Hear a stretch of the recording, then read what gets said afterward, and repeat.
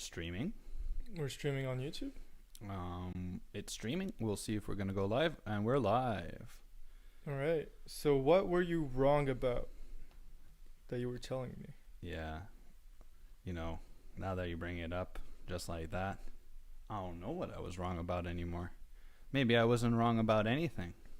I know you were telling me you saw others being like, was it I'm never wrong. the Quebecois government? Of course you're never wrong. Everybody knows that. Yeah. Plus, when you're never wrong, you never have to look at yourself. That's the best part of it. Exactly. Why have mirrors? Yeah, exactly. What's the point of a mirror? What is it? To capture your projection. Show it right to you back in the face. That's pretty true. It's funny because I saw, in like the Zap thing, Mm-hmm. there was like a clip from a reality TV show, and this girl, young woman, was having some kind of therapy with this other therapist. And the therapist just gave her a mirror. She's like, look at your face in the mirror. What do you see? She like stared at it for 4 seconds, and then she just started crying. And she was a beautiful young woman, It's like really, really pretty. So what was that about, you think? Yeah, and that sounds pretty hardcore. She went to go see a shrink. Some kind of therapist. I don't know exactly. Yeah, what did she see him about again? I don't know. The clip was just the therapist taking out the mirror, giving it to her, and saying, "Hey, look at yourself in the mirror." And then she started bawling. And then she just started crying after like 3-4 seconds. Oh wow. Yeah. What do you think she was gonna say? What do you see? What's the first thing you think popped into her head? I think that, this is all great speculation because again, it's like a 4-second clip. But since she is in a reality TV show, everything is about appearances and playing a character, a role. Usually they tell them what to do too. There's some scripted parts in there. It's very, very first degree, very first level. So maybe she's been there for weeks and she realized that she's been playing a role that she really isn't. It's not really her, right? So by looking in that mirror and having a real moment with a therapist, she might have reconnected with herself, with her true self. And looking at the mirror, her true self is saying, hey, you've been playing a role all this time. Are you really proud of what you did, of what you're doing? And then she just breaks because she realizes that's not where she saw herself when she was a 12-year-old kid with all of her life in front of her. Not a reality TV show. Doing stupid things, trying to impress some dude that she barely knows to win some prize money and be called the princess of whatever show it is. Yeah. The most interesting part I think you were talking about is the fact that they have a mirror. That, that's the symbol or the thing that is put in front of her that causes that chain reaction. Yeah. It's like that thing that lets her look at herself, like you were saying, her true self. Or like at least it was... maybe it reverberated her mind that it was her true self when she saw her face. And then you don't know what goes through someone's head in the morning when they're looking in the mirror, Some people, they put makeup. Some people, they spend hours and hours and hours making sure that their face looks okay. And I wonder what those kind of people think, when someone asks them a straight question, what do you see in the mirror? If you spend so much time looking at the mirror, That's true. Well, I think it really depends on the situation, the context, who you're with, who asks you that question, But because somebody spends, I don't know, an hour, 2 hours in front of the mirror every morning before showing up to work or something, does not necessarily mean they're playing a role or they're fake, No, I didn't think they were fake. I'm just saying the appearance or like how they look to others or even to themselves. I'm not 100% sure what people like that think. But Luciana's wreaking havoc again. Yeah, she's tearing up the place. Anyway, so people like that, it's not necessarily like what they think of themselves or what others think or what we think of them. Is The fact that thought was interesting in that little thought experiment was that they do spend that much time in front of the mirror. Mm-hmm. That thing that was able to crush that reality TV star in like a couple seconds, you know, they spend hours in front of it. I wonder what they're thinking. More like, what are they thinking? What's the process of looking in the mirror? Yeah, You know? but see, I think it's one of those things where you're so used to doing it that you're not really in the present moment while doing it. You know what I'm saying? It's like I feel you. it's kind of automatic, so you're kind of on autopilot at that point. So you're just going through your thoughts, you're in your mind, and you know, you're doing your stuff. I don't know, you're putting moisturizer on and shaving cream and shaving your face and things like that. You're putting makeup on. And I don't know, you're just thinking about your day, your emails, whatever happened last night, or Yeah, it's a good how your ritual parents are doing. to break up the flow of the day. You know, it's one of those transition periods from, let's say, waking to real world, or from real world to sleep. That's true. It's like a break period Yeah. where you kind of like focus on one thing. But it's very interesting. Like, It's cool that you talk about that, because that's one of the things that I kind of miss about going to the office. Oh yeah, I feel that too. Like that was even when I was in university, right? It's like you wake up in the morning, you're like, okay, I got to get out of bed now or else I'm going to be late, because I get ready in like 30 minutes or 45 minutes. I got to take my shower, dry my hair, put some moisturizing cream on, get dressed, eat something, drink a coffee, and then you go. And then you're like, okay, I got to grab the bus or the metro or get to my car, etc.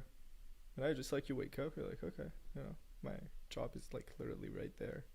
Do I really need to take a shower? Nobody's gonna smell me, really. Yeah, that kind of logic is dangerous. It could get dangerous, yeah. But yeah, It's a lot of comfort, you know. It's too much comfort.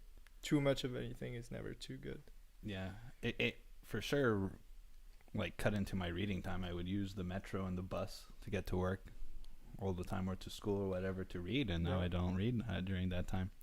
Yeah, know? you used to spend what, an hour and 15 minutes. Yeah, like 45 minutes one way and then 45 minutes another way, so an hour and a half. Yeah, that's Hour to hour and a really half. good daily reading time. Yeah, I know. And then you're like 20 pages a day in a week. If you can keep that up for a month, you're pretty good. Mm-hmm. You get a lot done in those micro moments. I I don't guess. know, 45 minutes is not even a micro moment. Like a good workout is 45 minutes. I don't know, you get, let's say, average reader is about 2 minutes a page, I'd say, maybe. I don't know. That's my average time. Depends the page. Yeah, I guess. It's my average time too. So let's say an average reader is about 2 minutes. 45 minutes to get 20, maybe 30 pages done. So it's pretty good, you know. 10 days, you got 300 pages done, maybe. Yeah, that's the thing. You can get like 5 days, 100 pages. A really good book is 200 pages. But yeah, getting back to being wrong. I just talked about working out and starting this journey that I've been on for a whole 4 days now. Yes. 4 days. I don't think I've ever worked out 4 days straight in my life. Probably did sports 4 days Maybe. straight, but like actually worked out, never. Think about it. I really don't think 4 days straight. I mean, this is like how much is it? 42 days straight of working out. This thing I'm embarking on. Well, it's not 42 days straight. It's like third day. So you get 2 days of workout. 1 day is yoga. Then 2 other days of workout. Or 3 other days of workout, rather. And then you get a recovery session, which is kind of like active resting. But anyway. active resting. That sounds interesting. Yeah, it's like you're not putting any strain on your body, but you're not just laying around, right? So like doing some stretching, maybe just moving around, getting some blood circulation in your body, you know. Yeah, I feel you. Like targeting the creaks and aches and pains and everything. I guess. I mean, I haven't been to the 7th day yet. That's in 3 days. Oh, okay, yeah. So we'll see. I'm asking him questions about the future already. Yeah, that I don't know, but I guess it would be Oops. something like that. But yesterday was yoga, for example. It was only yoga, no weights. It was really good. And So how are you wrong about working out? What was your... well, it was the way I thought about working out, and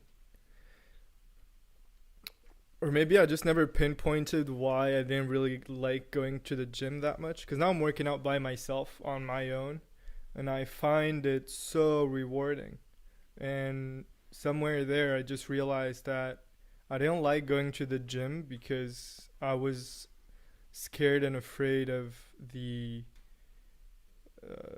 what I projected, basically how people saw me, but mostly I was scared of my own failures. I was like, Well, am I going to be able to do this today? everybody looks good at the gym, right? So you're looking at everybody, you're like, well, they're looking good. They must come here every day. And then you look at yourself, and maybe you're not feeling so good about yourself. I want to look better. Yeah. And then you're like, I don't look better because I don't come here every day. And But then some you of them defeat didn't yourself. look that good. They weren't really in that much shape. But I had much more respect for those people. Being like, hey, if that person continues their journey, they're definitely gonna, they're on a journey to get on in better shape and have a better daily life. But what I was wrong about there is that I thought for all these years that I rid myself of the judgment of others, right? Yeah. And I didn't think that something as, not that important as going to the gym, I still would have that fear of the judgment of others for that activity in particular. Mm-hmm. So I was really wrong about that. When I thought I made because I've done a lot of work on that, a lot of work on like not giving a fuck about people think about me, or rather just I take into account how the people I love see me, for sure. Like, let's say I want to dance on the street, I'll fucking dance on the street. If I want to sing in the street, I'll sing in the street. I don't care if somebody's going to tell me, hey, you sing badly, or hey, you can't dance. But like, fuck it. I'm enjoying myself. That's what I want to do. Yeah, but you still felt that like someone was going to jump out at you at the gym and be like, hey, you can't work out. I Was don't it think that? it's that fear. It's more, when you're in high school and you're like, oh, I wonder what that person thinks about me or what that person thinks about me. Yeah. At least when I was in high school, I wasn't say, what does that person think about me? I was like, they definitely think this about me. They think Yeah. Oh, they must think that. Oh, And then you get like through 100 scenarios in your head and you're like, oh my God, if I get to that point, this is what I'm going to say. Yeah, and then you start feeding into it, and you're like, I'm totally right. That's what they think. That's Yeah. what they think. I'm Yeah. right, Yeah. That if I were them, that's how it'd see me. And then you start justifying like that, and then you should be like, ding, ding, ding, ding, ding. Wait a second, what did I just say? I'm so right about the way they see me. Yeah. Wait, what? Who? Yeah. What? But I mean, again, How are they involved? It's just me. I'm projecting. yeah, but again, you're in high school at that point. What the fuck do you know about life? Well, if your Fucking dad was a shut down. psychologist and he was like, read this book about projection, then you could be like, I'm in high school. I understand projection. Do you think you would have liked having a psychologist parent? Probably not. It's Yeah. there's this it's not a rumor, but it's a stereotype that the children of pastors or preachers or priests in general, they Yeah. hate religion. They hate it. They're Yeah. like, it's I mean- bullshit. I'm very, very certain that psychology is sort of like modern theology, sort of theology of the brain. Who says? And then you're just gonna be like, it's all bullshit. I Yeah. hate it. My dad, he just psychoanalyzes me all the time, tells me what my problem is. He doesn't know my problem. He doesn't know me. They gotta I'm pretty become sure. paranoid. You learn what a psychologist is, and you're like, is he doing experiments on me without me knowing? Is he mind controlling me? How much power does he really have? How good Yeah. of a psychologist is he really? Then you hear those psychologists give TED Talks, and they're like, when I was bringing up my children, I did this and this. I wanted to see what it was like. Yeah, man, that's fucked. Yeah, well, like, I would totally not experiment with my children. I wouldn't do What it. the I fuck was wouldn't that do it. wink about? Yeah. Well, what? Wink? What? I thought it was Totally off screen. I think all parents experiment with their children. Yeah, that's why literally what it there's that saying. It's like, until your child's like 4 or 5 years old, you're God to them. You scream even at them. after You're that. like, oh, Yeah. you're like, you're 2 years old. You're like, there's an Yeah. outside world. I thought that guy was the biggest, baddest dude around. Yeah, dude. I don't know Brock Lesnar. Who was Brock Lesnar? Holy shit. Now, Brock Lesnar is a freaking beast. Imagine he was your dad. Holy shit. Yes, Dad, I'm wrong. Please don't hurt me. How do you feel? Like the mountain, the guy, I never remember his name. Yeah, the guy from Game of Thrones. Yeah. The Strongest man yeah. in the world. world class lifter. Like, what the fuck? how do you live up to that? You know, I mean, if he has a daughter, that's fine. The daughter's like, oh, you know, my dad, he's like the king. Yeah, yeah. But if you're his son, like, what's going on? Yeah, Joe Rogan had a couple guys on like that. They're like, when I was a kid, when my children were young, they were like, Dad, isn't everybody as big as you? Blah blah blah blah blah. He's just like this guy with like 24-inch muscles. He's like 6'7". Muscles. He's like, I am huge. Kids are like, everybody's your size, right, Dad? But yeah, Schwarzenegger, he has a son, right? Yeah, I think a couple. I think he's doing bodybuilding too. Kind of has the body of his dad at his prime. Really? Yeah, he's pretty jacked, dude. What? Yeah. Oh my word! Look it up. This is gonna break Schwarzenegger's son. But it's that kind of thing. Like, what makes some people follow the path that their parents took, and what makes others choose another one? Is it the fault of the parents, or not the fault? I mean, sometimes it's they don't want it. So Yeah, he's pretty good, but he's not his dad. almost there, man. He's pretty. I'm not gonna lie, he's pretty good. Yeah, I don't know if he's a professional bodybuilder though. Mm. Maybe he's doing something else. So like, if that's not his real job, like Schwarzenegger, that was all he did, dude. Well, we don't know this 24/7. guy. Maybe he's very much like, Daddy, pay attention to me. I want to connect with you on some level. Oh, the only thing you like is the only thing you respect in man is bodybuilding. I'll become a bodybuilder. Respect me. If you do it out of that, maybe I don't see you becoming the best bodybuilder ever. But if you're like, I don't know, how many singers do you know whose children were successful singers, or as successful or more successful than them? You know what I mean? Yeah, Miley Cyrus. Yeah. Let's talk about that. Well, yeah. She's absolutely insane, and she's super successful. Yeah, more And than her dad was pretty successful. Yeah, but Yeah. I would say she is more. So that's a good example. Do you know anybody else? When you talk about numbers and stuff, definitely. Plus, country music was never, the big thing, and she did pop music. Do I know anybody else? Well, Jaden Smith and Will Smith, kind of. Mm-hmm. And then Willow as well. Yeah, okay. Will Smith's daughter. So- They're doing pretty good musically, especially Willow. I think she's doing better numbers than Jaden. And Will had the rap album out, so Mhm. that happened. Let me just rap album. Sorry. But yeah, okay. Well, I guess it was more singy. I don't know. I haven't listened to it. In those cases, I feel like it's very much like their parents or whoever offers them a great platform. Like those guys, they can care about fashion and making music, and they have the luxury to do that. And then they're like, we like rap. Our dad did music, Mm-hmm. Presley's daughter, she was also like, I'm going to be a singer because my dad is famous. And I don't know. I feel like it's really much the constraint that makes you push for it. So I it know depends on the another situation. one. They're Belgian brother and sister. Mm-hmm. I think at least their dad was a singer, and he wasn't successful. I think he could just like live and get by with his singing. Oh, yes. I And heard then a story like it's that Romeo Elvis and Angèle. Mm-hmm. And Angèle is doing amazing numbers. She's doing really good for herself. Now she's known worldwide, where she only sings in French. Yeah. She's doing like featurings with Dua Lipa, which is like an international pop star as well. And Romeo Elvis is doing some pretty good numbers in the francophone rap game. Not that good, but I mean he's like up there. Yeah. I have a good example of that too. Like a lot of people who are, let's say, classical musicians or people who play instruments, they grow up in a musical family. So like one of their parents is like a PhD in some sort of instrument, or they grow up in an environment with a lot of musicality, structured musicality. Yeah. Like Thundercat, the guy who did a lot of bass lines for Kendrick Lamar. Mm-hmm. His parents were also like classically trained. I think they were jazz musicians too and stuff like that with like credentials. Whoa. So Interesting. you have that framework. They're like, well, it's easy to teach an instrument. I teach hundreds of kids. And it's gonna not be that much harder for my kid to learn an instrument. I feel like you have like that environment where you can grow up in. Or it's like Billy Corgan, the Romeo Elvis story.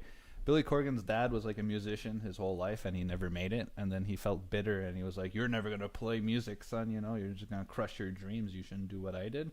And he was like, "No, you're a rock star. I'm a rock star. We're the best." And then he started Smashing Pumpkins.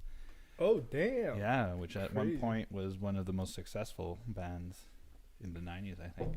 Yeah, I think they got a shout out in Black Mirror as well. The Miley Cyrus episode. Oh, yeah. Whoa. Yeah. Full circle. Full circle. Okay, so we're more or less talking a little bit about, if your parents do something, does it help you out?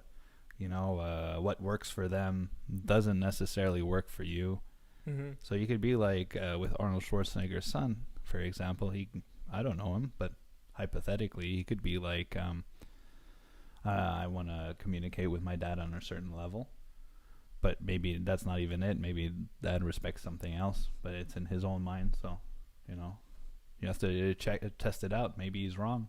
Maybe his dad doesn't even want that. Maybe he just saw like the process of his dad and how he achieved it, right? Because he grew up with him, he lived with him, so Yeah. he knows what it takes on a daily basis to achieve that kind of level. So, kind of just incorporated it. He didn't have to like do the research or Yeah. talk to guys here and there. I mean, his dad was the best already, and he's like, "Whoa, my dad was the best. If I just do what I've seen him do for the past years."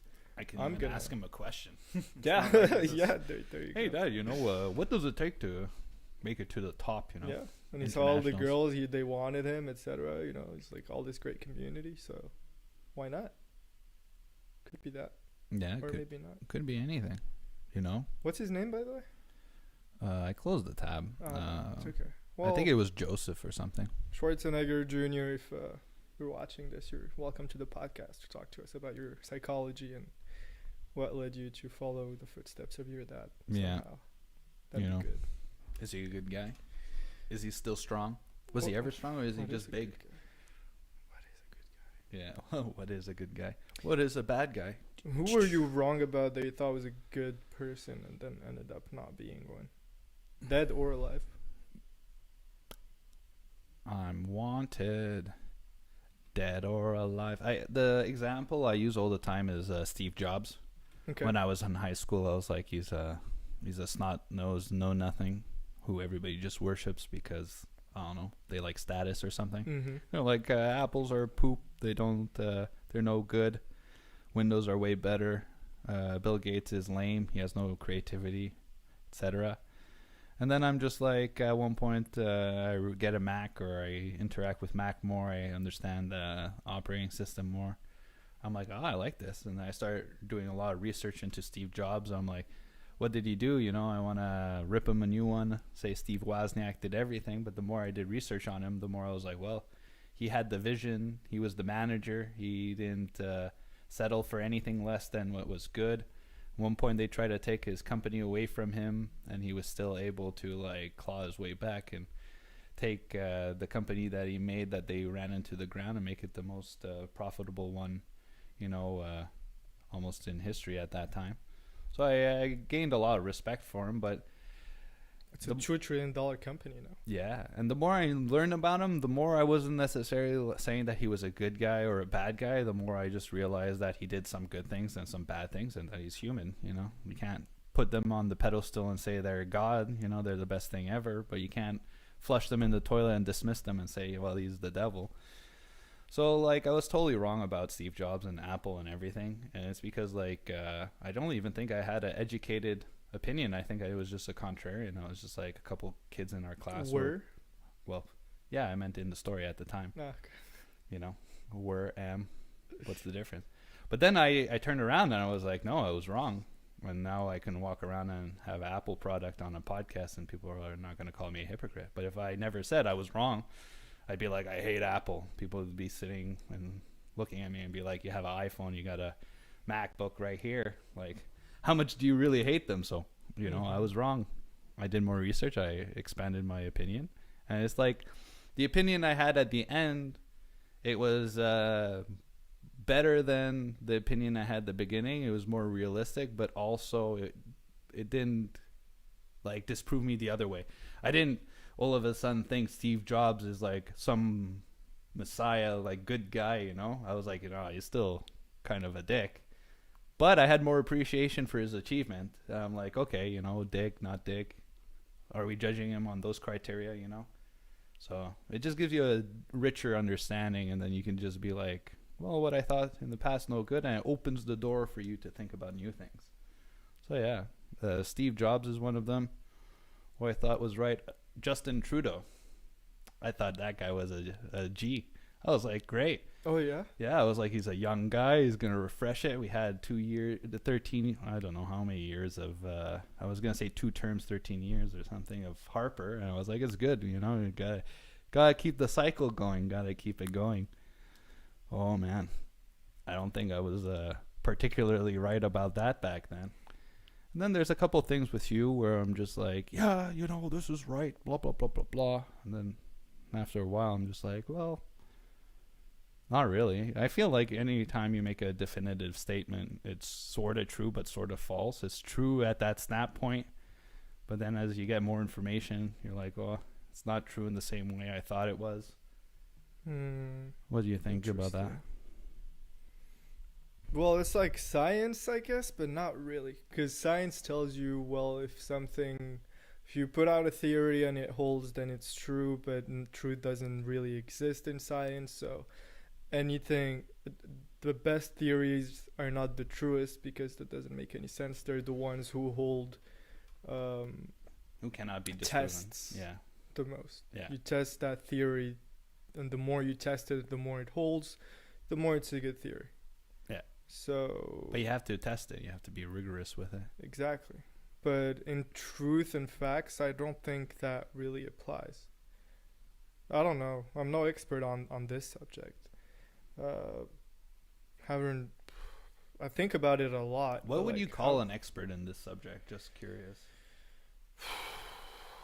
That's a really good question, Like, because I go back to like good, bad. Are we talking about good and bad, or what are we talking about? Well, I was getting to more morality and philosophers, right? Mm-hmm. It's like whenever I think about that, I'm like, they're all kind of right in their own way, but none of them are really right. It's like one tells you that no ever good human being has ever lived, because in order to be good, you need to do a complete sacrifice of yourself and not get anything out of it. And there's no action ever that you as a human being could make that would meet those criteria 100%. I'm like, holy shit, so what? Everybody's bad? And then you think about, okay, well, is morality...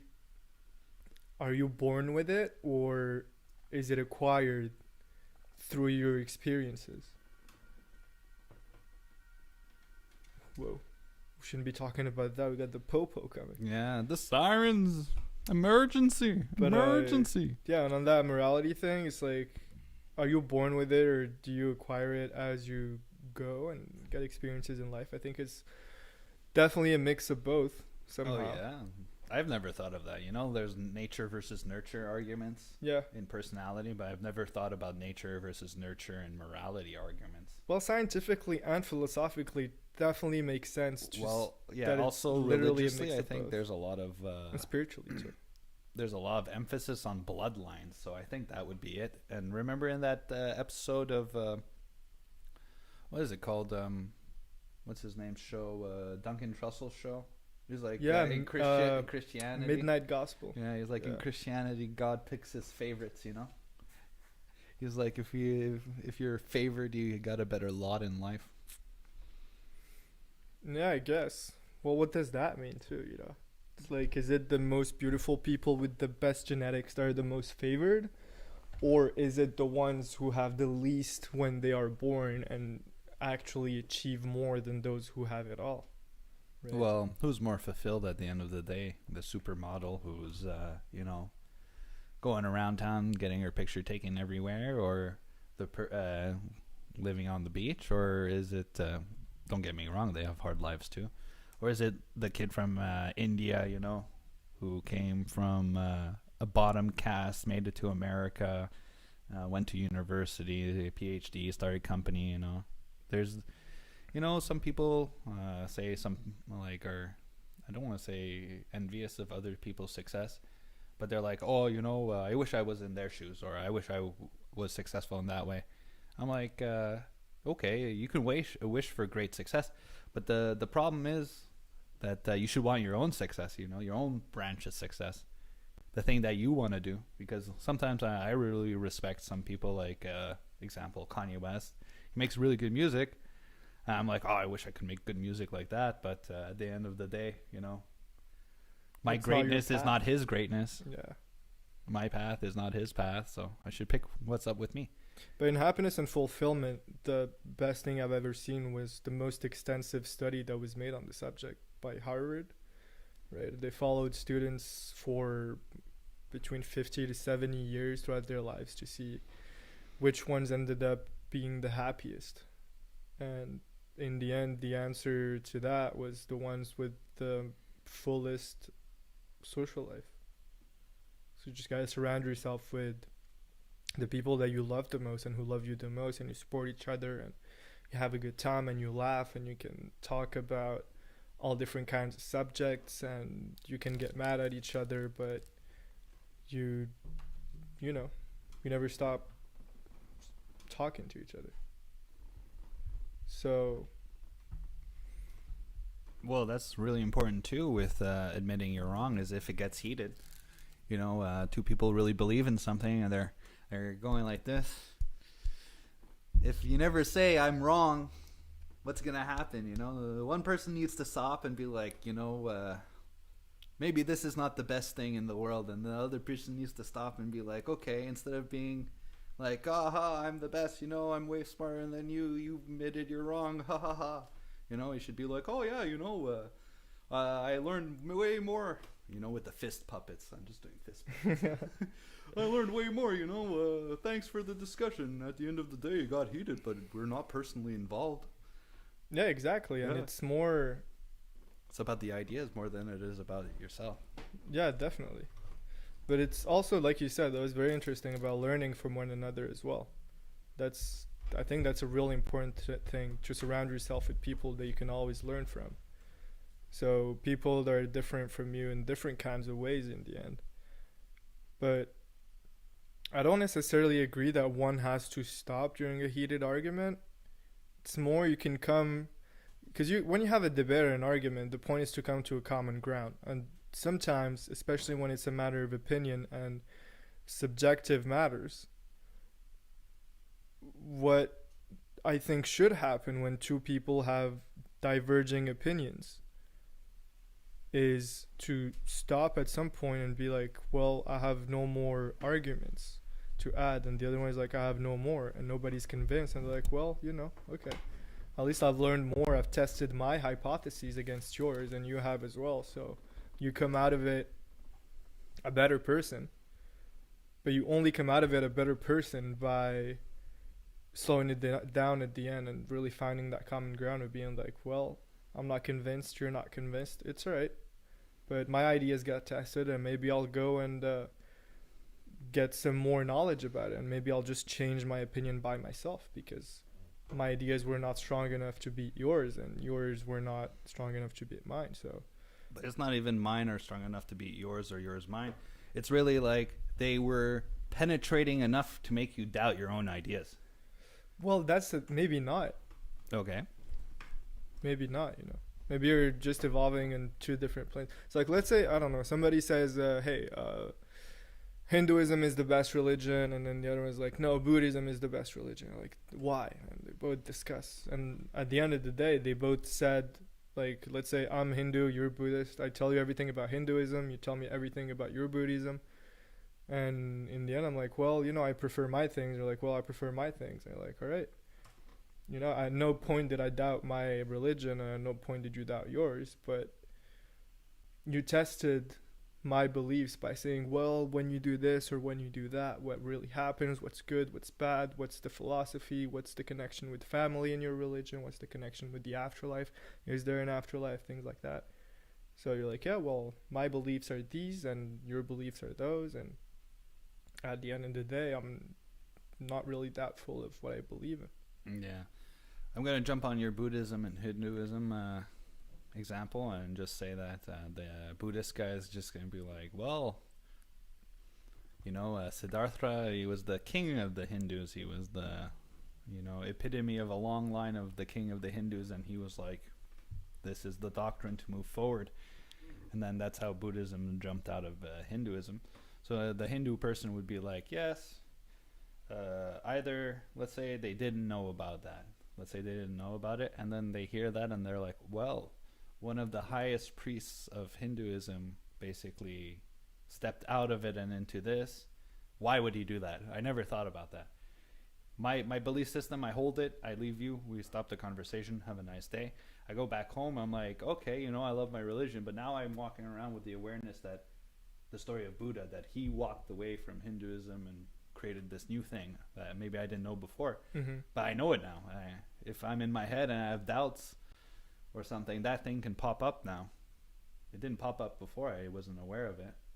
You know what I'm saying? When you're thinking about stuff and you're like going over something, doubting. I think it's doubt, because I see doubt as more of a breach. Let's say your beliefs are, I don't know, some kind of plate or a vase or window. Anyway, a unit that can be cracked. I'd say doubt is something like a breach. But if somebody brings you something that is just unknown, well, it's just unknown. And then you need to explore it more and see, like in your example, why did he leave the religion, right? And if you look at his reasons and then they actually create breaches in your reasoning, then yeah, maybe you'll have that at that point. But if it's just unknown, then it's just, unknown. It's just dark at that point. Somebody sheds a little light on it, you're like, well, hold up. I need to go and look at it more and explore it more and see exactly what's going on. Yeah. When you said penetrating, I was like, yes, because that's technically all the language I was using. I was like, you're penetrated by the idea. It touches you at the core. It pops up in the night. So that's what I feel. But, could be wrong. Well, it's all speculation at this point. But what isn't, even when we brought up science earlier, isn't science just a bunch of speculation surrounded by a system that gives us confidence? No, it's not. No? No. Why is it not speculation? Why is it speculation? Well, that concept that the modern model of physics, the standard model, basically atoms, electrons, protons, neutrons, etc. Okay, yeah. It's true. It works. It helps us describe transitions, or it helps us describe phenomena in this world. If you watch a cake bake in the oven, you're like, well, it turns brown because the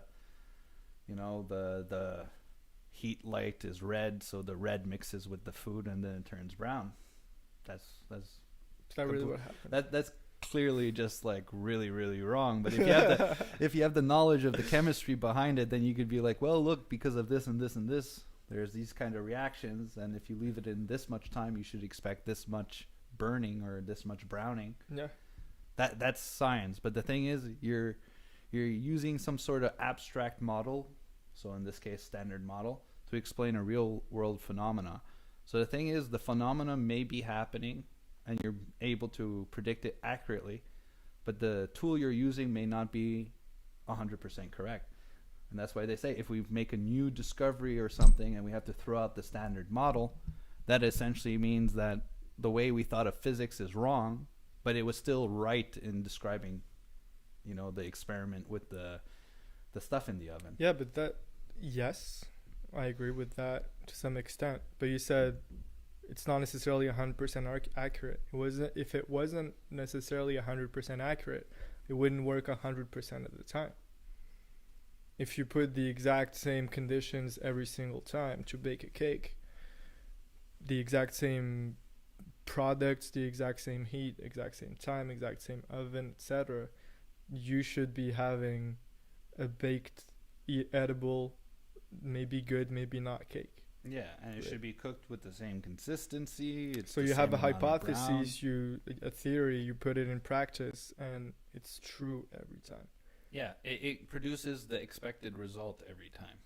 Yeah, exactly. Yeah, But let's say something more but intangible, like politics, for example. but wait. Yeah. We don't need to have to go more intangible. The We don't need. Okay. We don't need to, because the thing is, it's true. You got your cake. But is it because of the atoms are moving the way you say they are in your model? It could be. Like, it's accurate enough to describe it at one level, but if you go at a deeper level, you're like, well, what are the electrons doing? Explain that to me with your standard model. Then you can't do it. Yeah, you can. Okay, maybe you can. I'm not smart enough. I'm just saying, go to that next It's not level. smart, That's not. it's just- Well, the thing is, I'm talking about something that's not discovered yet. Something that could make the standard model obsolete. So explain me the magnetism of that thing. I don't know. I don't know what to compare it to. But the thing is, let's say it's true at this moment. This is what we think the atoms are doing, but then the standard model changes and we go beyond it, and that's no longer less necessarily 100% true if we reject the model, right? It produces the cake 100% of the time, but our explanation for the production of the cake is not true. It's not because the atoms are doing all these things. It's actually because science that doesn't really exist. Another example we can go back in time is astrology. You could be like, in 10 years, that star is going to be right here in the sky. Mm-hmm.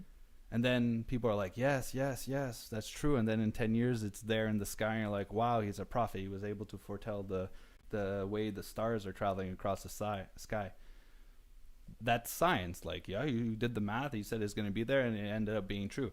But then he says the reason why is doing that is because, the forces in the universe, the house on Saturn, and blah, like all that astrology stuff that they used to fill in the gaps. Like, why is it actually? Like, no, I understand your. I completely understand your point. It's just, yes, there could be more advancements that show us things that we don't see yet because we can't measure them, because we don't have tools that are accurate enough, that can see small enough, or that can detect some kind of waves or other particles that we have never heard of or seen of before. Right? Yeah. So that's more a higher definition image, right? Like standard model, and then more things that we don't know. Allegedly. Well, yeah, it's all a thought experiment. Yeah, but we're it could really be that we're at the dead end. We've discovered everything. Everything we know is 100% true. Maybe. As far as we know, that's where we're at right now. Yeah, it's easier to live like that. That's why we wouldn't say we're wrong. We're just like, it's right. We don't have to think about it. Well, no, we're not saying we're wrong, because we're not so far. It helps us achieve everything that we can do. Yeah, but I'm just saying it's easier just to be like, everything's okay, everything's right. Don't question everything. But who's saying that? I don't know. Modern scientists who are like string theory is bullshit. I don't know. Well, most of the advanced scientists actually turn to religion in the end, because they get to points where they can't explain anything, and they're like, well, that's not very scientific, is it? That's very scientific. But no, I'm just making a joke. But I'm saying that thing where they're like, what's God? Let's say in the future we'll be able to have more imagination, technology, whatnot. We'll be able to explain that as something more rational than just it's God. Like maybe, absolutely. I mean, that's how we've worked as a species till now. I was watching TV and some lady was like, "Look, it's raining. God is crying." Not too long ago. And science says no. There's a lot of hidden processes that are responsible for rain. So it's like, how many things are hidden from us still? We think like in the standard model, like if we think that's everything, maybe there are things that are still hidden from us. Like we don't know exactly how energy works or whatnot. Yeah, definitely. There's still a bunch of questions, but I mean, how would we know this far? What I'm saying is that you can't just walk in doubt all the time, because what you believe might not be true if something that nobody knows is out there. Okay, say that again. That was interesting. You can't walk in doubt all the time just because what you have in front of you Okay. might be shattered by some knowledge that we don't know of yet. You know how I would not necessarily attack that, but confront that. I would say that then you would have to live the life of a samurai, if you would. Like, the thing is, you're not wrong thinking you're in doubt, you don't know anything, everything in the world is unknown to you. But the thing is, are you ready at any moment to like execute? Yeah, but see, that goes against your argument, because for in order for you to be ready to execute or defend yourself, you need to be sure 100% that what you can do can get you out of some given situation. To know for you what would be the best route to take. In any, like, if you're a samurai and you're against 100 guys, you're definitely gonna flee. You're not gonna go against 100 dudes. But if you are confronted with like 3 or 4 guards in front of a fortress, you look at them, maybe you're really good and you can gauge their skill, and you're like, okay, I can take them on because I need to get into that fortress. Like 4 bandits get onto you and they're like, hey, we want that sword. It looks really nice, bro. Yeah. But you know that you have skill. You learn things that through practice and through testing your theories and hypotheses, that you can do this move and you can do it really well. You have assured yourself that you can be good in that situation. Yeah, but the thing is, the situation at that point when you're practicing is still undefined in the future. You're practicing for something that you don't know what it's going to be. So you can never be 100% sure if you're going to be prepared for it, because anything can happen. Well, if you train against 100 different type of people and then you can beat all of them, then you're pretty sure you're a pretty good fighter. Yeah, and then all of a sudden this guy comes, like in movies and stuff and stories like that, they're like, after a long time of peace, there's this guy who came, who everybody forgot, his ancient knowledge. That guy shows up. Let's look at sports these days, right? It's like every year, every couple of years, or every 5 years or whatever, you have new records broken, you have better athletes coming out. Like, oh, this is the best we've ever seen. And then 20 years later, it's like, no, this is the best we've ever seen. Yeah. It's like, hey, apparently people get better. But yeah, if you're Tom Brady and you didn't get drafted yet, how do you prepare to win, I think, 7 Super Bowls? You can't. You just have to like work hard every day and hope that luck is on your side. I think it was with you. There's no hope or luck. I don't think. No, I saw what's it called recently, a report on YouTube, and the guy was saying that if we take all the people who are like successful, and then we separate and we allocate like a luck score to them, like totally random. You're like, oh okay. Yeah, I was watching that. Yeah, these person, and then he was saying they were distributing, let's say, ability and luck on a random basis, and then they were seeing in which situations they would pick who, and at the end of the experiment, they're like, luck plays more of a factor if you get to, let's say, a high position than not. Like oftentimes Tom Brady freaking chucks the ball in the air, hits the guy on the freaking fingertips, hits him in the mask, and then he catches it an inch before that was not planned. That guy had never practiced, for that. It's just he's such a master that he can handle that when the ball's like an inch from the floor, he can catch because he practiced what he did. But do you think he ever practiced, like, okay, guys, throw the ball against my mask and I'm going to catch it an inch from the floor? No, but he practiced enough to have, like... Yeah. Are you talking about the catcher or Brady here? Well, the catcher. Well, the catcher developed reflexes. Yeah, and instinct and skills. Yeah, because he trained a lot. So he's been hundreds, if not thousands or tens of thousands of times in a situation where he had to catch a ball. So maybe his brain has actually lived through all the different scenarios. I mean, there's only, I think, some kind of really big number. That is how a ball can actually get to you. There's not an infinite amount of possibilities of how a ball is going towards you that you can actually catch. Yeah. It's like that's in your reach. So if you train long enough, you've lived every single situation multiple times to know, well, this one I need to catch it with one hand, this one with the other hand. It lands on the back of the other guy. Oh, look, I have the reflexes because I've already seen it coming from this point. Yeah, and here's a question for you. One of those guys if let's say you threw them a hypothetical pass that they've never seen before, would they be able to catch it? What kind of question is that? I know. People really hate hypotheticals. It's like a hypothetical throw he's never seen before. Would he be able to catch it? Yeah, but like what? There's no answer to that. Well, you could or you couldn't. No.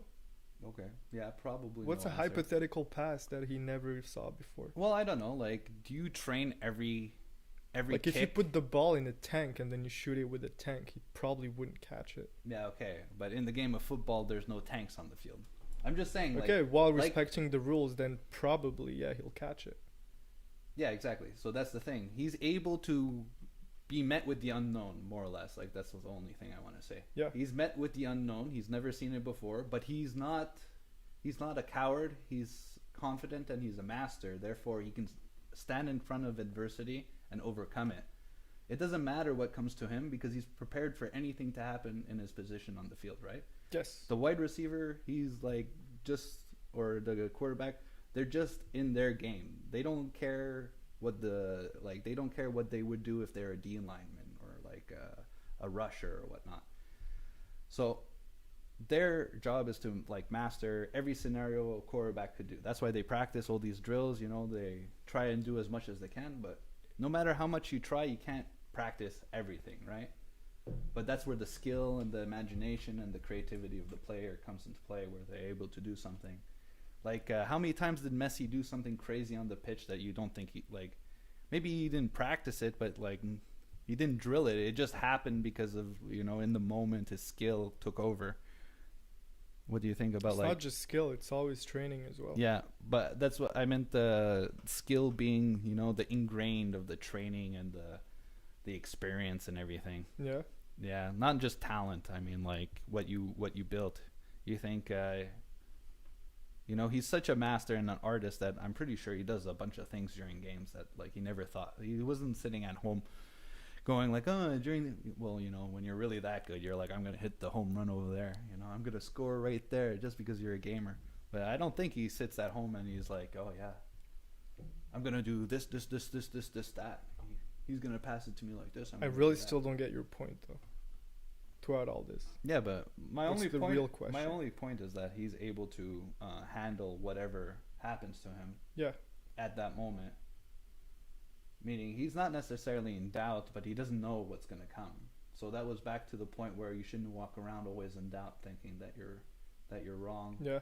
I'm saying, well, you can walk around in doubt, but you just don't have to think you're wrong. Or I did say all the time though. Huh? Well, yeah, okay, but I'm just saying. And in doubt all the time, that means you're doubting everything. Yeah, exactly. Including yourself and your skill. Yeah, exactly. I'm saying the opposite of that is a samurai. So I'm just showing you, like, yeah, what you're saying is true, but the opposite of that's not that much different, would be a samurai. How is it the opposite? Because the guy, it's like two people in the same situation. They don't know what's gonna come, but one of them's in self-doubt all the time, and the other one's in self-mastery all the time. They both don't know what's gonna come, but one of them's just in doubt, and the other one's in mastery. It doesn't mean who's the one who's in doubt all the time? The person in your in your thing, and the person who's the master is the samurai. Okay. Or at least the person who has the philosophy of the samurai. Because, like, I forgot what. But for it to be the opposite, that would mean that the samurai who's in self-mastery instead of being in self-doubt has absolutely no doubt about anything. Yeah, but I'm saying they're both in the same situation. It's just their mindset's different. Like, they're in the same situation, but then that's where I know it's not a very 100% put together. But bear with me, Ali. Bear with me. You'll get it. Hopefully, people at home really understand me more. No, but yeah, essentially, what was your point with people who are in doubt all the time? That you can't live a life like that. I think it was when we were talking about science and how, something could come along that could disapprove everything that we know. Therefore, there's no real absolute truth in science. Yeah. So people walk around. Okay, that's a good place to bring our example. So they're like, there's no absolute truth. Some people are bothered by that. Some people are not bothered by that.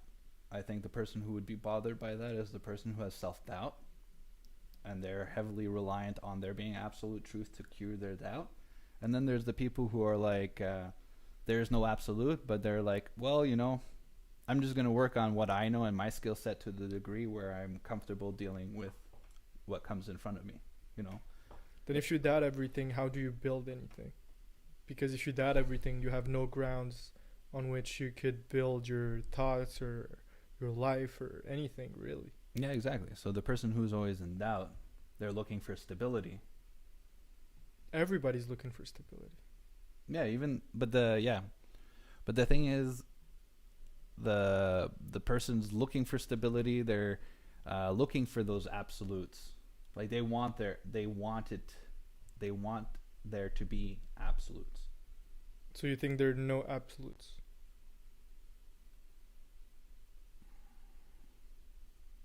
There could be. I don't know how to define them. Okay. Like I think symbols are a good way to describe absolutes, but I want to just continue with this little conversation a bit longer, because the thing is, you're totally right. You can't walk around with self-doubt all the time. That's why I'm proposing people who are walking around with self-doubt all the time should take inspiration of the samurai. That's why I'm saying, like, it's a similar position to be that in. I get. That's what I was trying to say the whole time, is that you're in a similar position. You accept, but one person, let's say, in my opinion, the person who is a master of their situation would be like, they don't mind not knowing underneath everything. They're like, if something comes up, I can handle it when it happens, meaning you have confidence in yourself, you have confidence in your ability, no matter how you cultivated it through, let's say, I don't know, charm, experience, or training, versus the other person who's like in doubt all the time. So they're going to be like looking for that one thing that's true, and they're going to stick to it. And I find like the person who's going to be like that with a lot of doubt, they're going to be a lot less likely to be like, I'm wrong. Even though they're super doubtful, they're less likely to admit it. Because if they admit it, then it kind of like feeds into the loop that they feel they don't know anything. So then they're just admitting it to themselves, versus the person who's like a master or something, they often recognize that they didn't do it, let's say, 100% correct, or they could have done it better. But the thing is, they're satisfied. They do it. They're like, I did what I needed to do, and but that's the thing. If you have a lot of self-doubt or doubt about anything, the best way to do it is through, the best way to diminish that doubt or even get totally rid of that doubt is to use the scientific method, which is test your doubt, because your doubt is a hypothesis. Yeah. There's nothing like there set in stone in your doubt. That's why it's a doubt. So if you take that doubt and you test it, you don't have to go 100% at first. You can just like test it a little bit, be like, okay, I can get this far, try a little further, and then the further you go, the further you're gonna get there. Be like, oh, holy shit, I just shattered my doubt. Like I've seen it all now, and I shouldn't have doubted this. Actually. Yeah, and that's really interesting, and feeds into what we were saying with admitting you're wrong.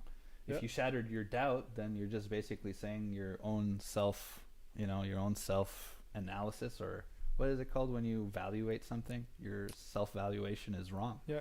And then you prove yourself wrong. That's really interesting, because now it's like, that's how humans evolve, right? And that's how every single person grows and becomes a better person, is by being wrong, accepting they are wrong, working on it, and then we can move on. Yeah. Right? And you don't necessarily move on to being right. You're just moving on to a higher level of being wrong, Yeah.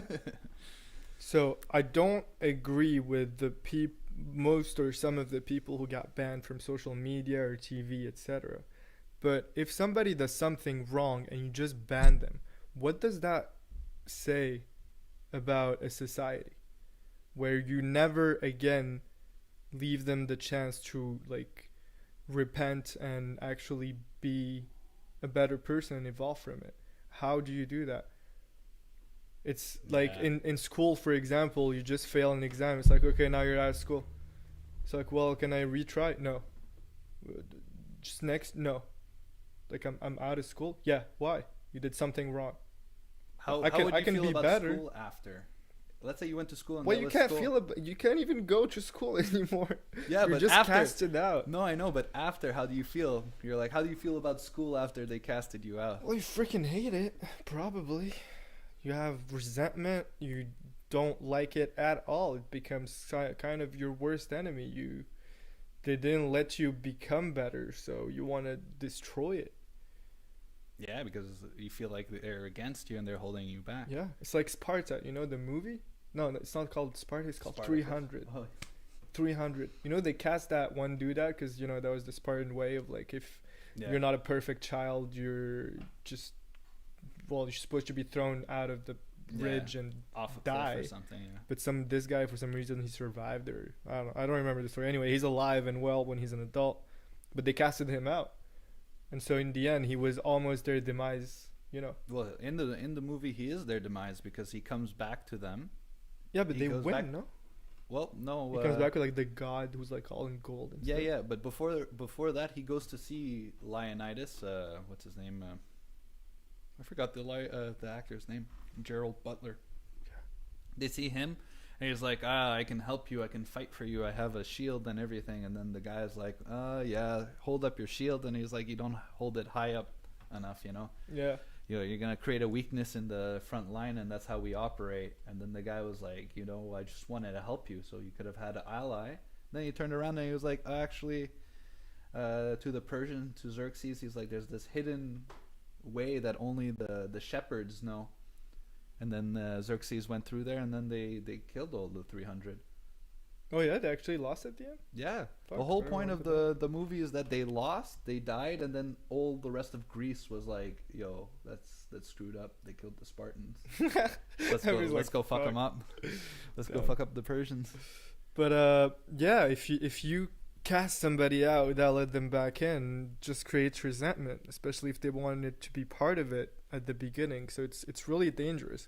Doesn't mean that the system itself is completely flawed or that person is actually good. It does not mean that. It means that both have flaws that they need to work on.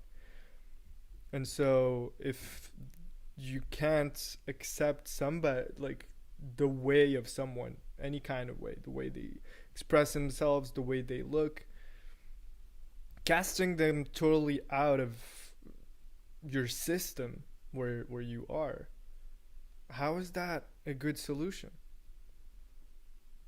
Yeah, I don't think it is. It's like burying your problems in your backyard. Yeah. You know that saying, and then one day a zombie comes out. It's even worse than that because you're not even burying him. You're just letting him out in the wild. He's just not in your system. He can always come back. Can always, he's gonna be at or she or it will be at the wall. Yeah. Could shatter the wall. Could go train a little bit. Yeah. Come back with some allies that really don't like you, whereas he or she or it likes you. Yeah.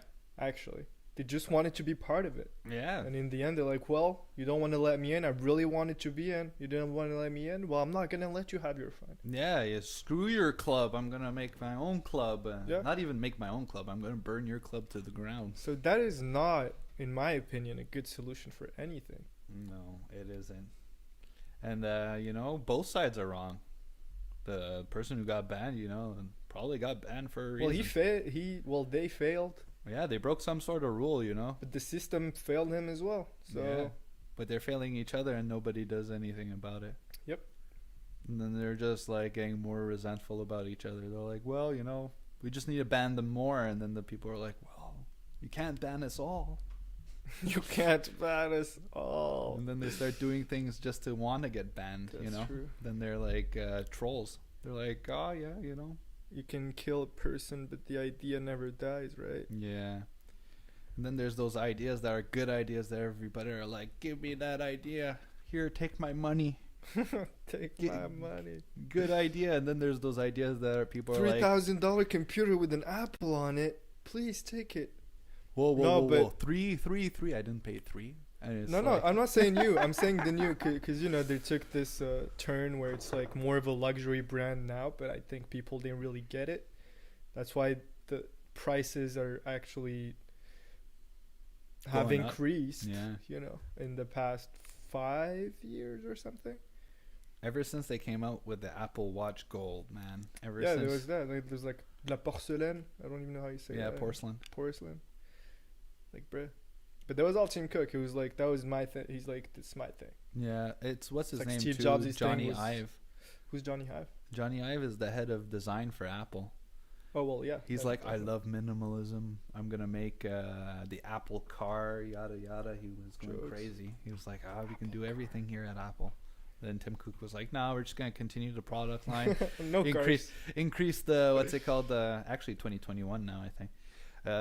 They're like, we're not gonna increase the product line. We're just gonna make the margins better. We're gonna make money. Thinking like an accountant.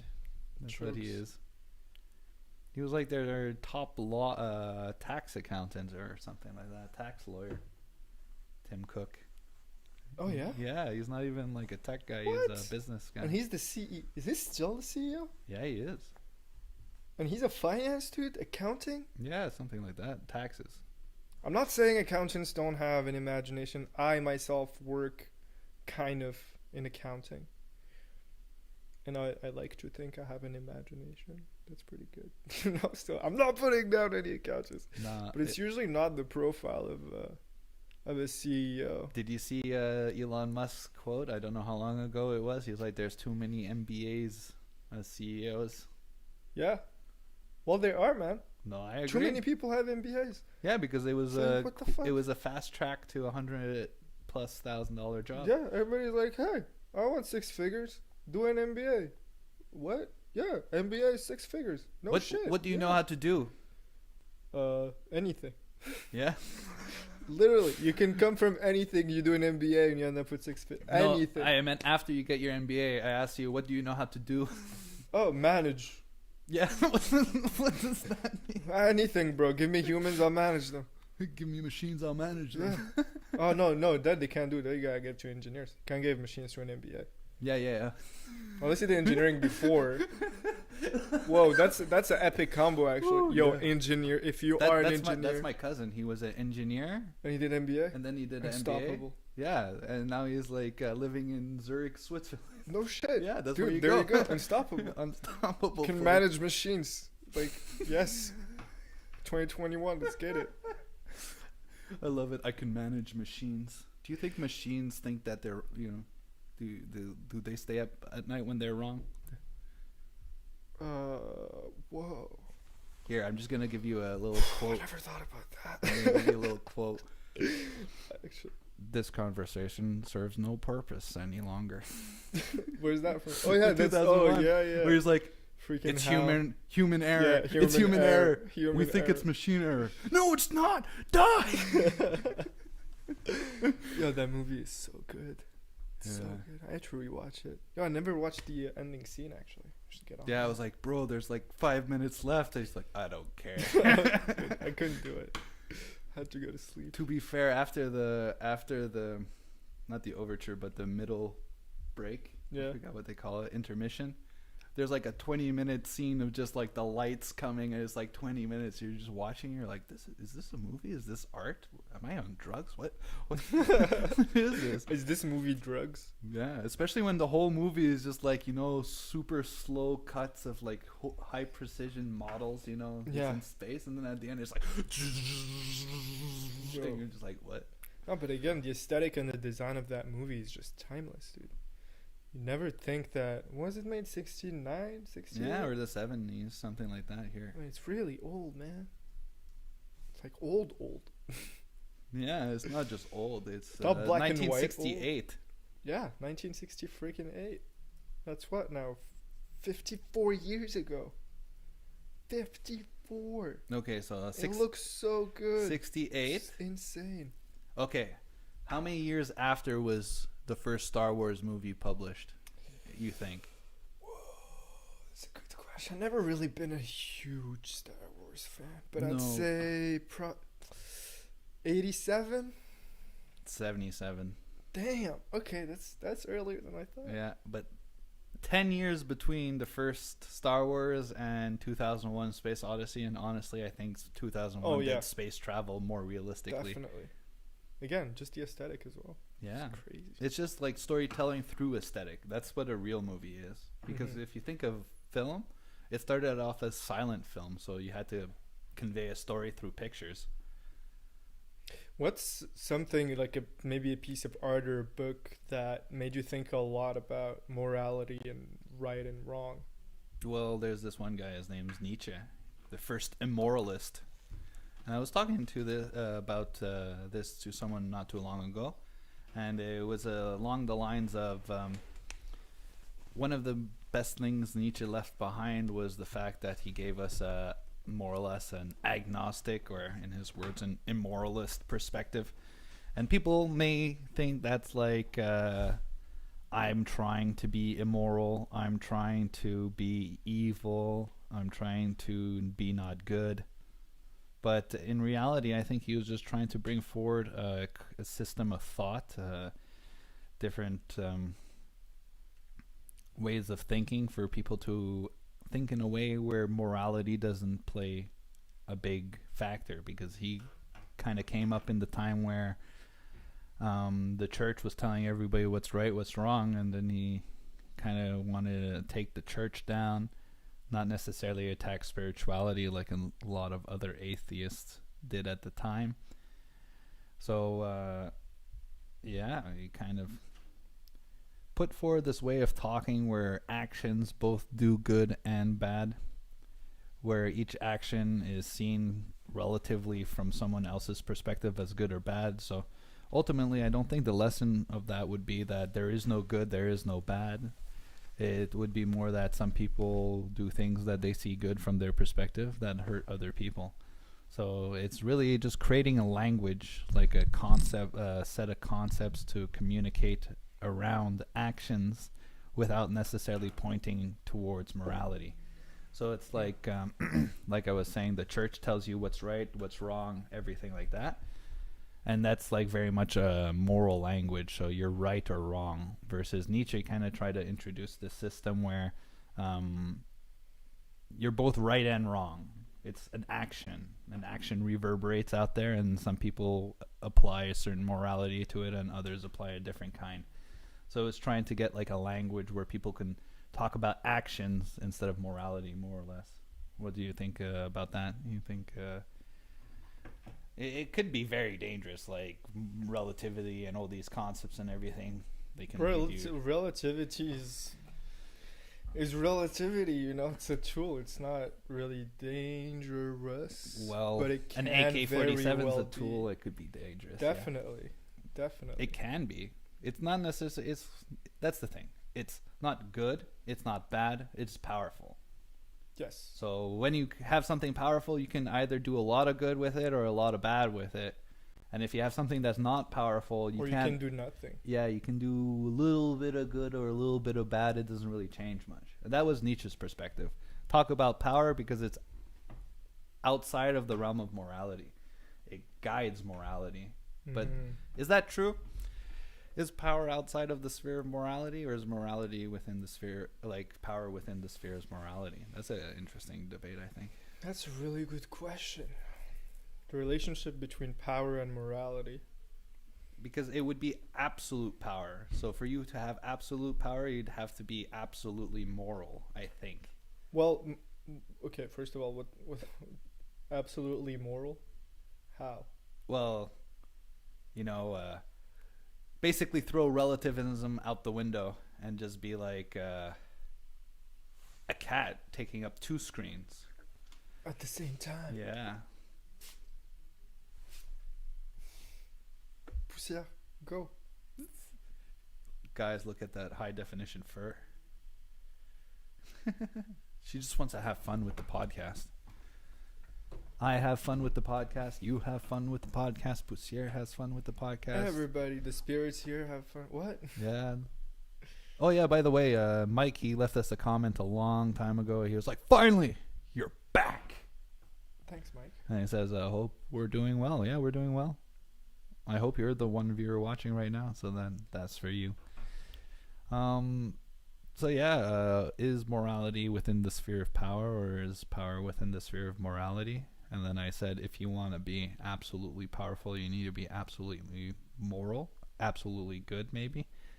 That feels like it's gonna get broken in terms of an idea. Yeah, let's not get into that. Okay, morality and power. So I think power definitely encompasses morality because power is on a broad, let's say, power over people. Okay.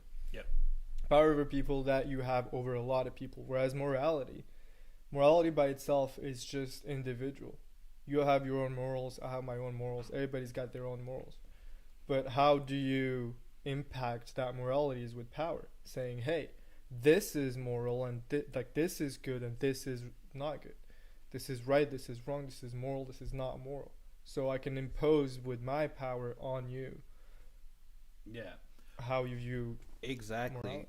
And the thing I would want to say about that is that so you have power. I tell you all what to do, and then you have morality, and then you have the morality of the dictator or the leader or the person with absolute power.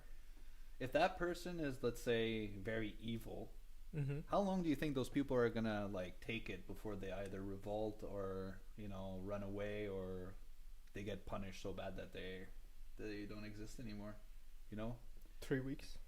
something like that. But yeah, and how long would they hold the power? Like how, like if the person with power treated their people well, like morally, how long would that last for? Until some really bad person comes and tarnishes their, Yeah, if they're conquered or whatnot. yeah, But if they're or until death. Usually, that's what happened before. Are there any rulers today that are actually really liked by their population? Anywhere? Probably somewhere that we don't know of, but like the places that I know of. Modi, What? India, Yeah. they love him. Like a lot of people don't like him, but they're mainly not in India. I don't know. I'm not super well educated, but I know that he has a lot of support. What does that? Is it over 80%? I don't know. Yeah, people on the news love him. That's what I know. Here, let me check it out. I'm gonna check it out while. Is he friends with Trump as well? Well, he's friends with Trudeau too. Well, Trudeau and Trump are friends. I thought Trudeau and Biden were friends. Trudeau is just friends with everyone. He's Canadian, bro. So Modi is just friends with everybody. He's Indian. Is that what? I don't know. I think Trump and Modi were just friends because Trump was selling him a bunch of weapons to fight China with. That helps. Yeah, my enemy's enemy is my friend, right? So I'm gonna be nice to my enemy's enemy. Well, it works out for me. It doesn't necessarily mean we're friends. It just means you're useful. Mutual. Benefit, yeah. Yeah. Okay, Modi approval rating. Whoo, bro. Segment polled, all adults. 78%, 30% outstanding, 66% best choice for next election. What's the website for that? This is just like different polls on Wikipedia. It doesn't matter. It doesn't need to be super exact. Next one, 93.5%, 76.8%, 83.1% with 62.3%. Source Very to see how, yeah. Opinion polling on Modi premiership.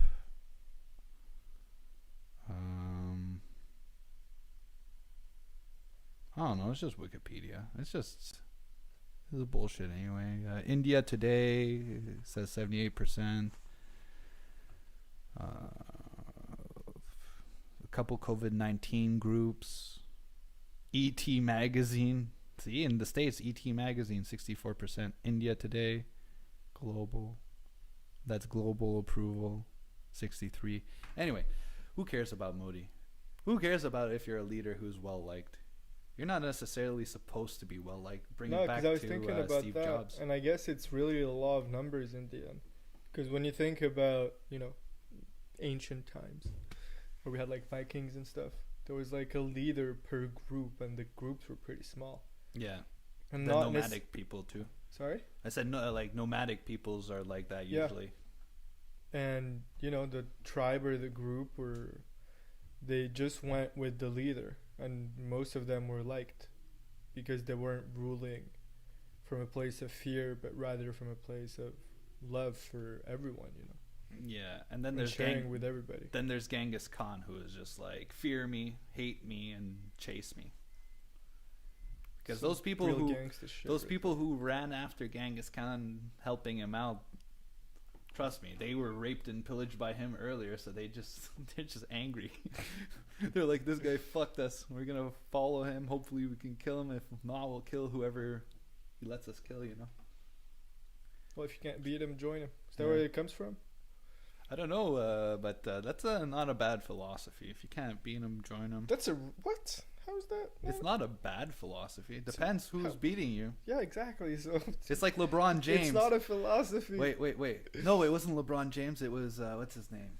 Kevin Durant. He couldn't beat Golden State, so he joined them. And then what happened? He won. Okay, yeah, yeah, that's well used, I guess there, but Yeah. can't be a philosophy to say that. Well, it can't. It's just not necessarily a very good one, you know. Some people have some really bad philosophies, you know. Like Like- what? Like I just thought of one, but I'm gonna pick something stupid. I don't know. You gotta flick the switch 3 times before you leave the room. Okay, Unless that's you're a a bad person. superstition. That's Yeah. not a philosophy. Philosophy is the way you lead your life. Yeah. So do what thou wilt, then shall be the whole of the law. It's the easiest one that I can come up with. Where's that from? Aleister Crowley. Do what thy wilt shall be the. Whole of the law. So do whatever the fuck you want, basically. Yeah. And that will be what goes. Yeah, exactly. So it's a power philosophy. Yeah. And basically, you know, when people are like, I don't think you should do that. And then people are like, well, they should do what they feel like. And then you're like, oh, well, that's harmless. But then after a while, you're using that philosophy. And then the thing is, the people who created that philosophy want you to use that philosophy, because then you're technically allowing the other person to do what they want. So Because you nobody can't- should be allowed to do what they want. No, but the thing is, that shouldn't be your tenet, like your sole tenet of your philosophy. Because the thing is, like, I can do what I want, and if I think that's a good moral system, then why wouldn't you be allowed to do what you want? Yeah, And but then- literally that's the law in every single democratic system today. Your rights and where the rights of others start. Yeah, So you do whatever the fuck you want. your as long as rights it stop where doesn't- the rights of the other ones start. Yeah, I said the contrary, but yeah. No, I think you said it, but you Inverse. fumbled on a word or something. Okay. But it was more or But- less correct. I understood. Yeah. So you do whatever the fuck you want as long as it doesn't fuck with everybody's right to do whatever the fuck they want. Yeah, exactly. But- like, hey, you want to drink freaking 10 liters of Fanta? Hell yeah. Plus, that sounds really good, by the way. But not gonna do it. Yeah. But should I make my neighbor drink 10 liters of Fanta? Well, no. Should I have a Fanta party and start spraying Fanta out the door? You know, where I mean, people yes. walk. That's a yes right there. Because it's well, not where people walk. Yeah, yeah. If But it's a I'm, Fanta party and you tell people you're gonna be spraying Fanta and they still come, they want yeah, that. yeah. They want it, but I'm saying you Fanta have a party. private Fanta party and everybody else has to deal with the mess. Yeah. You do it on Fucking the love street. Fanta. But yeah, but like that's very important. Your rights end where others begin. And I think a very interesting question would be, how would you define a right?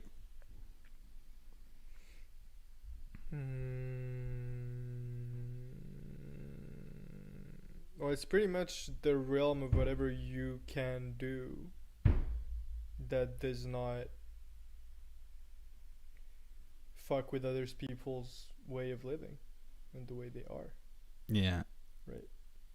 Yeah, it's something. Yeah, exactly. I would say it's something along the lines of it doesn't infringe on anybody else. It doesn't require any external output. Yeah. Like freedom of speech, I could say whatever I want. It has nothing to do with someone owes me freedom of, or someone owes me the right to do this, or someone owes, like, those are different things. You know, like that's why freedom of speech on, let's say, platforms is a little bit of a interesting conversation, especially if you're an extremist libertarian. freedom of speech. Like the lawyer on Joe Rogan, the guy from the Southern Poverty Law Center, he was saying essentially something along the lines of, you're allowed to speak. No one's stopping you to speak. They're just not allowing you to be heard. It's like, that's not really against freedom of speech. But if they start persecuting you for what you said, then it's a little bit hazy. Anyway. Well, yeah. the role of social media is really hazy as well. Is it a public space of expression? Or is it a distributor of information? Also, if you want to participate in the future, do you have to be involved in social media? You don't have to. It's a tool. Yeah. Right? You But can use many tools. yeah, exactly. There are many tools, but the thing is, like, they're the most cutting edge, let's say, tools. They're the most modern tools. For what? I don't know, for what they are, like, Distributing information. Yeah, information, communication, advertisement. Like, if I want to advertise, should I go call my radio station or should I do it on Facebook? So they are a distributor in the end. So if they are a distributor, they're not a public place. That doesn't make any sense for social media to just be a public space. Public space, that means literally everyone can do whatever they want, and it's regulated by the law. So by law enforcement, so by your government. Social media are not, as far as we know, public knowledge, ruled by the government and law enforcement. They make up their own rules. So since they're a distributor, they can accept or deny access to anybody for whatever reason, actually. But the thing is, if they're a platform, it would be kind of like this. The argument would go this way, in my opinion. If you want to host your video somewhere, so that everybody can see it, let's say in the public space, especially today, social media is kind of like that. Everybody streams themselves. They kind of put their image out there with content. Mm-hmm. So it's like part of, let's say, the new economy. Like a YouTuber is part of the digital economy, let's say, because like before YouTube, you were doing something else. You didn't have that opportunity. Yep. So the thing is, if I want to be able to host my video content and share it with other people, and share it with millions of other people, that comes to like a very heavy cost for me to do that on my own dollar, but it's virtually free for me to do it on big tech. So it's like, if everybody wants to use the tools of the future, they're only available at 1 or 2 or 6 spots. Yep. So it's like saying I'm not allowed going to buy to the bakery to buy bread. Is that a good law? Like, you're not allowed buying bread. Like, you're not allowed posting videos where everybody posts videos, like the share space of videos. Well, not everybody posts videos there. Well, yeah, exactly. But it's second of all, it's completely your choice. Nobody's making you post those videos only there. So I'm not saying like all I'm saying is those platforms have complete right to do it. Mm-hmm. There's no real debate about that. Now, is it moral to do that? I don't think so. I mean, yes, there are things that should not be on the public space and should completely be removed. But when it's a matter of opinion, I don't think that's the way to go about it. Just banning someone. But it's like, let's say I banned you from getting a cell phone. Like, you're not allowed buying a cell phone from Bell. Yeah. Just get a cell phone anywhere else. Yeah, but let's say I say you're not allowed buying one from, let's say here in Canada, there's only 2 companies, Rogers and Bell. If Bell says you can't have a phone with us, then you're like, okay, I'll go to Rogers. And then if Rogers says that you can't have a phone with us, then how are you supposed to be on the phone? I don't really understand where you're trying to get at, because there are multiple providers just as there are multiple social media. No, I know, but the thing is, if you're rejected by, let's say, those 2 providers, how are you supposed to use a phone? You have multiple other providers. I'm just saying, hypothetically, there's 2. So hypothetically, there would be 2 social medias to compare. Well, what if you're banned on Twitter? What if you're banned on Facebook? What if you're banned on YouTube? What if you're like Google? What if you're banned on Amazon? There's other social media with millions of what if users. Gab? And then what's it called? Steam. Steam social media. I was gonna say Telegram. Is it really social media? I think it's more of a messaging app. Is Discord a social media? Because they're kind of the same thing. I don't know. Yeah, I don't know. Is Facebook Messenger social media, or is it really Facebook? It's a messaging app. That's Yeah. what it says. Messenger messaging app. Yeah, but it's kind of social media. You kind of put clips Kind of there. is, but it's like not- Snapchat. Is it public? Like, because you need invites to get into groups. I guess there's public groups, maybe. Yeah, but then Facebook, you need friend requests to get with people. But it's not the same because people don't really have a page on Discord or Telegram. I think is the same They thing. do. I think I was on it yesterday. They have a page. Do you know what's real funny? You don't scroll from up to down. You scroll from down to up. Jokes. It's weird, man. It's real weird. But like, you don't have a page where just it's this is the company or this is the person. And look, oh, this is what I did. Blah blah. It's like it's always a conversation. Every post has the same weight as the next one. It's not like you don't have a post and then you can only comment on it. Yeah, okay. It's like a messenger app, and then you fill it in. I think, like the post is a message, and then Yeah. everybody can So message. it's not really social media. So do you hear about the? Is it called Funhouse or Playhouse? What is it called? Funhouse. It's like this new social media where people can go on there, and it's like a bunch of people join a chat room, and then they just talk about random stuff. Nope. No. What's his name was pushing it? Elon Musk. He interviewed the CEO of Robinhood on that. Oh yeah. He invited them on. What's the name of it? But yeah, I see exactly which one. And then Tim Dillon made a couple jokes about Clubhouse. it. Yeah, Clubhouse. Clubhouse. I think I called it Funhouse. Yeah. Nobody steal my idea. Which is stealing their idea. Calling it Funhouse. Yeah. So, That sounds either like a kids platform or an 18 plus platform. It's the kind of business it would be made for. so it's great. It's ambiguous enough to get those. Well, you don't want those two markets mixed at all. Hey. Speak for yourself. Oh my god. Facebook and do you know most human trafficking is coordinated on Facebook? What's coordinating on Facebook? Human trafficking, like the messages between the human traffickers and stuff like that. Oh yeah. Yeah, I saw a report that said that a lot of it happens on like Facebook is their platform of choice. I don't know how they figured that out. That's fucked up. They probably found a guy they interviewed. Like, why are you on Facebook? Anyway, it's funny. You get banned for saying, I don't know, things aren't real. Let's say, I don't know. Yeah, but that's why I'm And then surprised, and I have not seen anything about that. Like to see that. Yeah. Check it out. That would be fucked. Could be wrong.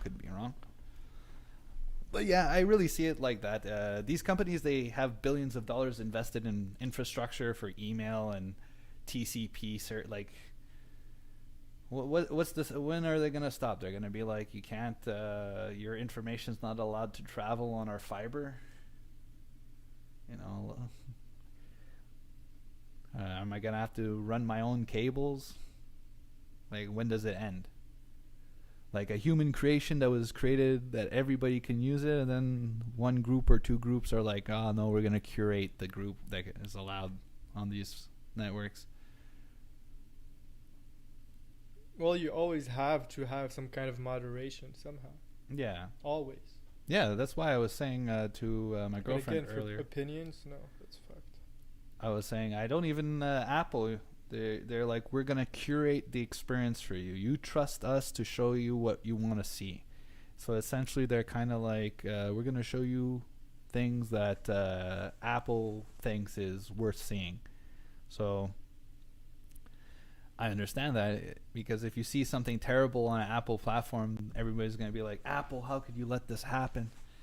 You know, like they get blowback for showing unfiltered things, so of course they're going to curate it for their environment, for their target market. Mm-hmm. But the only trouble is that they kind of make a customer relationship where they're like, we tell you what you want, and also if there's only 6 companies and they all do that, then where's the room for the outside, you know, like the uncurated stuff? Where do I go if I want to find something that's raw? You know. I guess if people really care, they will help you build a platform that would just, Fill the need. feel that need. Yeah. Exactly.